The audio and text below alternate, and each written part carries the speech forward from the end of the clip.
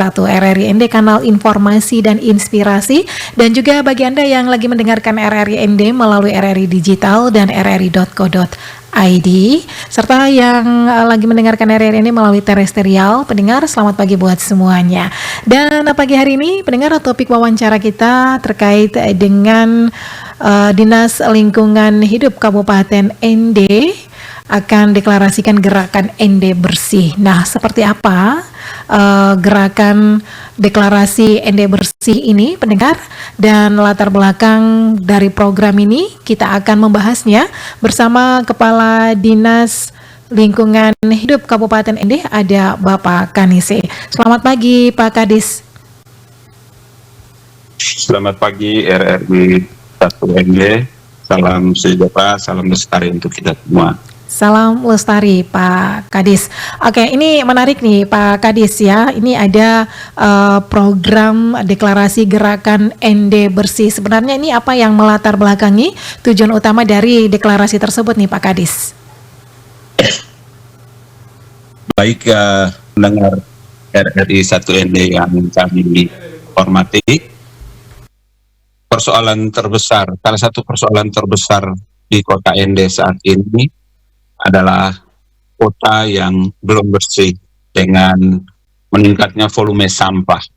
Sampah yang dihasilkan oleh masyarakat dari seluruh elemen masyarakat saat ini berkisar 35 sampai dengan 40 ton.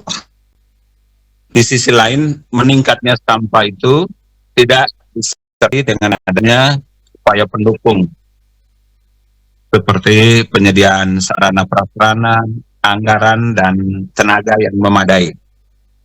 Dampak dari kotornya kota kita, maka Bupati dan Wakil Bupati ND periode 2025-2030 mencanangkan program ND Bersih. Dalam program ND Bersih ini tujuannya tentu saja supaya menciptakan kota ND yang bersih dan ramah lingkungan.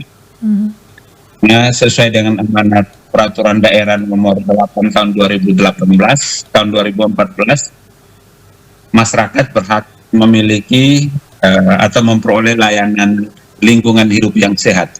Itu yang menjadi latar belakang kami DLH merencanakan deklarasi untuk program ND Bersih yang akan dilaksanakan di bulan April nanti. Oke, ini nanti di bulan April ya, ini tinggal beberapa hari ke depan nih. Ini persiapannya seperti apa, kemudian konsepnya bagaimana, strateginya seperti apa nih Pak? Baik, untuk penentuan tanggalnya kita masih menyesuaikan dengan jadwal dan kegiatan Bapak Bupati yang dalam minggu-minggu terakhir ini setelah Lebaran mungkin kita masih akan ada rangkaian kegiatan yang berkaitan dengan Musrembang. Setelah kegiatan tersebut, kami akan melakukan deklarasi ND Bersih. Konsep hal-hal yang sudah disiapkan saat ini adalah, sebagaimana telah disebutkan di atas, Kabupaten ND telah memiliki peraturan daerah tentang pengelolaan sampah, yaitu Perda Nomor 8 Tahun 2014. Namun sayangnya Perda ini belum dijabarkan dengan peraturan teknisnya, dalam hal ini peraturan Bupati. Sehingga Dinas Lingkungan Hidup sambil menunggu proses pembuatan peraturan Bupati, kami sedang menyiapkan pertama format deklarasi yang akan dibacakan dan akan ditandatangani oleh seluruh stakeholder. Kami akan mengundang seluruh stakeholders, baik dari organisasi pemerintah, baik Pemda maupun instansi vertikal, dari LSM, dari perguruan tinggi, dari kelompok organisasi keagamaan. Kami juga akan mengundang petugas kebersihan yang selama ini bertanggung jawab terhadap kegiatan kebersihan kota, sehingga kita bisa mendengarkan bagaimana pendapat dari mereka tentang penanganan sampah di kota ND. Lalu yang kedua, kami sudah menyediakan juga berbagai surat edaran yang akan kita bagikan kepada seluruh komponen masyarakat. Kami akan mengeluarkan surat edaran terkait dengan yang pertama, peran serta masyarakat dalam pengelolaan sampah. Kami akan mengubah paradigma dalam pengelolaan sampah. Selama ini sampah yang dihasilkan di rumah tangga maupun di organisasi atau di unit usaha masyarakat atau pelaku usaha itu membuang sampah dalam bentuk karung dan kami mengangkutnya dan membuangnya ke TPA. Kita akan mengupayakan supaya bisa terjadi perubahan perilaku masyarakat atau pelaku usaha langsung memilah sampah sesuai dengan jenis sampahnya. Jadi ada sampah organik dan non-organik. Sampah organik itu dalam bentuk daun, batang pohon, dan lain-lain akan kami tampung dan kami angkat ke Koperasi Pancasila dan Paroki Boanawa untuk diolah menjadi pelet yang akan digunakan sebagai substitusi batu bara di PLT Eropa. Jadi ini semacam inovasi untuk energi baru terbarukan. Baik. Yang kedua, untuk sampah non-organik, plastik, kaleng, dan lain-lain, akan kita lakukan kegiatan reuse, reuse, dan recycle. Karena sampah ini sebenarnya nilai ekonominya sangat tinggi. Dan selama ini kesulitan masyarakat itu belum tahu dan tidak tahu kemana akan mengantar sampahnya. Baik.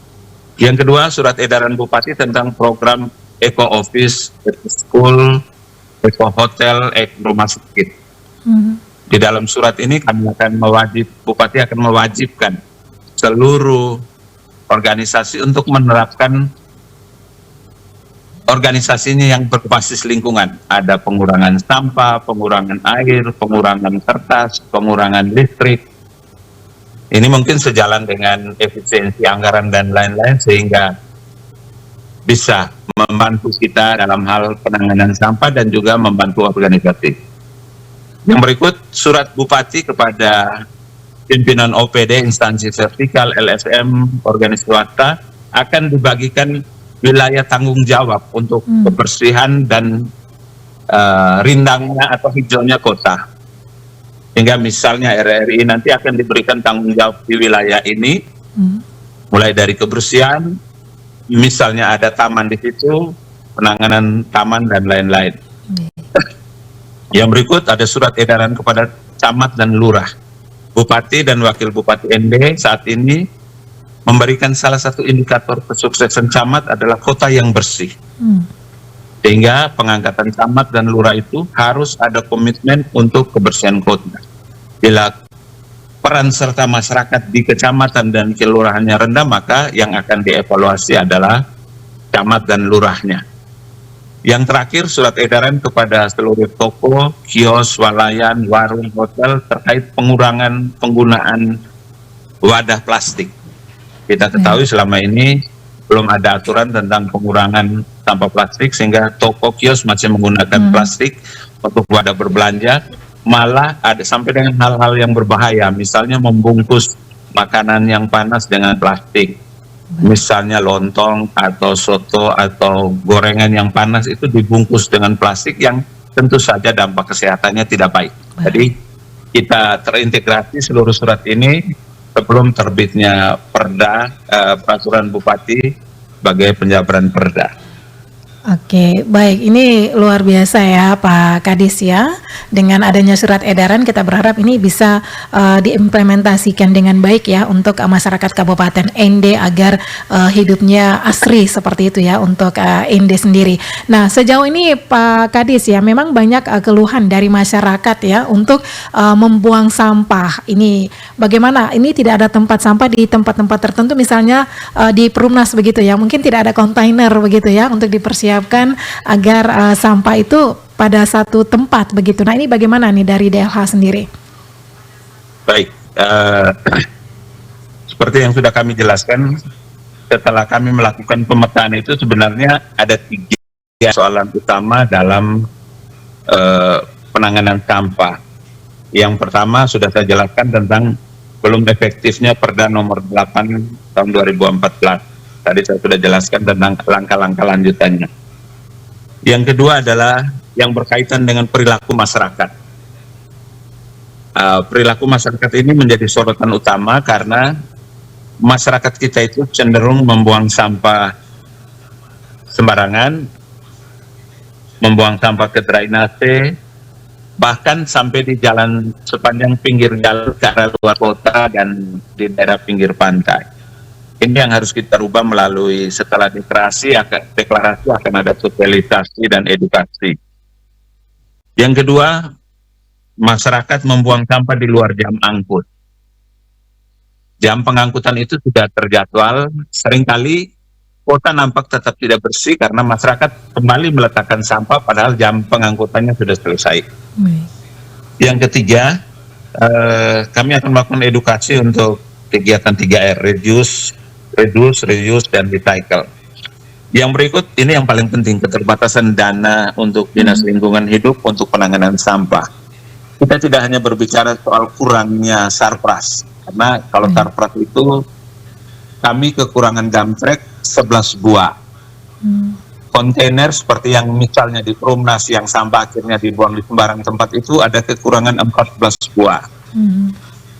Demikian pula untuk arnol atau kendaraan pengangkut kontainer ada kekurangan 3. Yang berikut, Kabupaten Ende atau Kota Ende kekurangan 40 tenaga kerja di dalam kota. Sehingga ada ruas-ruas jalan yang tidak bisa dibersihkan karena ketiadaan petugas. Yang terakhir, ada 6 titik di Kota Ende yang drainasenya macet atau mampet, yaitu 2 titik di Jalan Wirajaya, di depan Ursula dan di Pohon Petapang dekat Kompi, lalu di Jalan Wedok Yohanes, di daerah kantor Golkar, dan di dekat Akper, dan 1 titik di Jalan Melati Bawah dan di perempatan Bolowona. Keempat titik ini drainasenya mampet menyebabkan air mampet karena sampah dan sedimen, akhirnya sampahnya meluap ke jalan. Ini butuh koordinasi lintas OPD dengan termasuk dengan lurah RT RW setempat. Jadi untuk kekurangan sarana TPS itu dulu ada TPS dari semen, cuman sudah dipecahkan termasuk oleh warga mungkin karena bau dan lain-lain. Akhirnya kita menggantinya dengan kontainer. Sehingga di tahun ini kami mengajukan tambahan 2 buah untuk diletakkan misalnya di Perumnas tersebut. Baik, Pak Kadis. Nah, sejauh ini bagaimana dengan kolaborasi ya dengan pihak swasta atau lembaga lain nih, Pak Kadis, dalam mendukung program tersebut? Tentu saja sesuai dengan peraturan daerah secara khusus tentang hak, kewajiban, tugas dan tanggung jawab, kebersihan kota adalah tanggung jawab seluruh masyarakat. Dan selama ini kami berterima kasih berbagai elemen masyarakat telah membantu kami dalam membersihkan kota. Selama ini yang rutin melakukan kerjasama dengan kami itu misalnya LSM atau organisasi Trust Hero dan ACIL. Itu dalam berbagai kesempatan tidak hanya melibatkan kedua organisasi ini. Dalam kegiatan misalnya dari perguruan tinggi itu mereka juga terlibat di dalamnya. Unflor juga sering membantu kami dengan kekuatan yang luar biasa untuk pembersihan di pasar. Lalu demikian pula teman-teman di STPM dan di Stipar. Namun satu contoh yang perlu kita tiru itu sebenarnya apa yang dilakukan oleh aktivitas akademika dan komunitas Stipar Ende. Stipar Ende itu mengeluarkan zero waste. Tidak ada sampah yang keluar dari Stipar selain sampah yang sudah tidak ada nilainya sama sekali. Mereka mengelola sampah organiknya untuk menjadi kompos dan beberapa hal lainnya, mengolah airnya dalam bentuk upal, dan juga penanganan terkait dengan pengelolaan sampah. Saya rasa selain upaya pembuangan, kita juga wajib mencontoh apa yang dilakukan oleh Stipar Ende dalam penanganan sampah. Kami tetap bekerja sama dengan sekolah dan perguruan tinggi, namun kita perlu adaptasi apa yang dilakukan oleh Stipar Ende. Baik, di akhir wawancara kita pagi hari ini, Pak Kadis, apa yang menjadi harapan DLHD terhadap masyarakat nih, Pak? Silakan. Baik, pemerintah Kabupaten Ende Pak Bupati dan Wakil Bupati tentu saja melalui program Ende Bersih sangat mengharapkan agar dalam 100 hari program kerja beliau, Kota Ende sudah berubah wajahnya. Oleh karena itu kami mengajak seluruh komponen masyarakat, baik yang ada di kantor, di perusahaan maupun di organisasi, serta masyarakat pada umumnya, mari kita rubah pola kita dalam penanganan sampah. Kita pilah sampah dari rumah kita masing-masing, dan sampah itu kita pilih sesuai dengan jenisnya. Ada sampah yang bisa kita olah kembali, kita jual kembali, ada nilai ekonomisnya, karena akan ada pendirian bank sampah yang akan menampung sampah-sampah yang bernilai ekonomis, plastik, karton, kaleng, dan lain-lain. Sedangkan yang kedua, sampah anorganik, sampah dalam bentuk daun dan lain-lain, jangan dibakar. Silakan Bapak Ibu tampung di karung, nanti kami akan mengantarnya ke tempat pengolahan sampah organik. Kebersihan kota adalah tanggung jawab kita bersama, oleh karena itu mari kita giatkan kerja bakti setiap Sabtu sore di wilayah kita masing-masing. Kota Ende bersih, kita semua akan sehat. Kota Ende bersih, tanggung jawab kita bersama. Mari kita wujudkan program Ende bersih untuk kebaikan bersama. Baik. Terima kasih. Terima kasih Pak Kadis untuk waktunya pagi ini. Terima kasih, selamat pagi, salam sehat, salam lestari untuk kita semua. Salam sehat, salam lestari, dan selamat beraktivitas Pak Kadis.